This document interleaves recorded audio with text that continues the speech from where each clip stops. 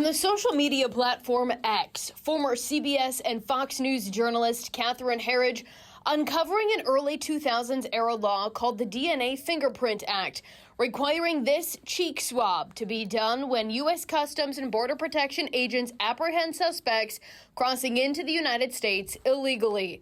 Herridge speaking with 3 whistleblowers who say that law is being ignored. Have you ever seen a directive like this be ignored? Never. No. The willful noncompliance, I believe, is inexplicable. Republican Senator Chuck Grassley demanding to know why the FBI received DNA samples from about 40% of migrant encounters in the first quarter of fiscal year 2023. By the third quarter, the number of DNA samples sent to the FBI dropped to 37%. In the murder case of Rachel Morin, the suspect, Victor Antonio Martinez-Hernandez, had several run-ins with Border Patrol agents. January 19, 2023, he was apprehended near Santa Teresa, New Mexico, and expelled. A few days later, January 31st, Martinez-Hernandez tried to illegally cross into the U.S. again. This time, he was apprehended near El Paso, Texas, and expelled. On February 6th, in Santa Teresa, Martinez-Hernandez apprehended for the third time by Border Patrol agents and again expelled. The El Salvador native successfully entered the United States illegally on February 13th. Authorities say Martinez-Hernandez, the suspect in a murder case in his home country. During a congressional hearing in July, chaired by Senator Grassley. If the Biden-Harris administration followed the law instead of flouting it, how would that have played a role in preventing the murder of Rachel Morin? As we look at the failures and successes, even at the 37% threshold that we're seeing today, in focusing on the case you referenced, we know that the subject was encountered by CBP and DHS at least 3 times. His DNA was never collected.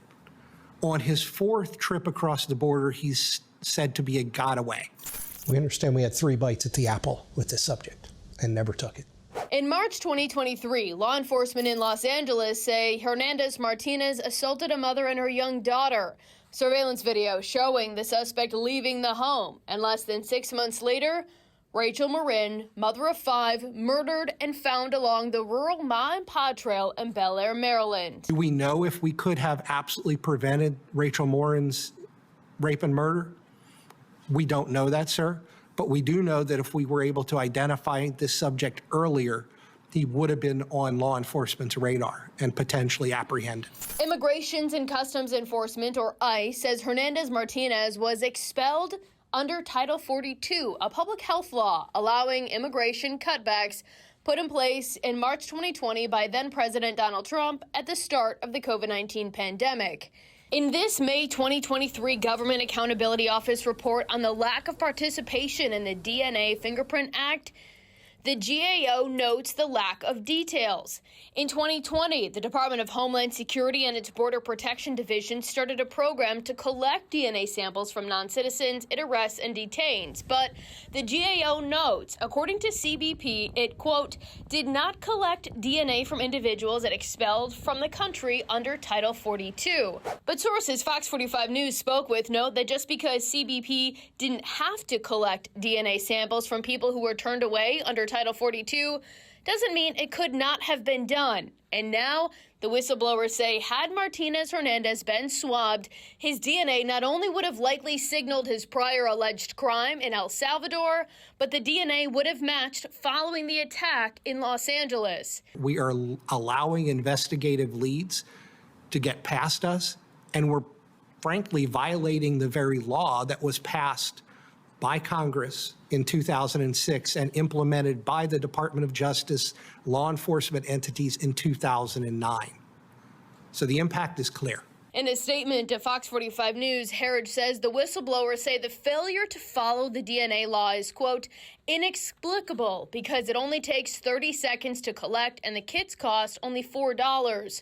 This is where politics or personal bias may come into play, adding, Rachel Morin's murder haunts the whistleblowers because they say if the DNA law had been followed, there was a chance to identify, then detain the suspect before he traveled to Maryland, and the 37-year-old mother of 5 would be alive today.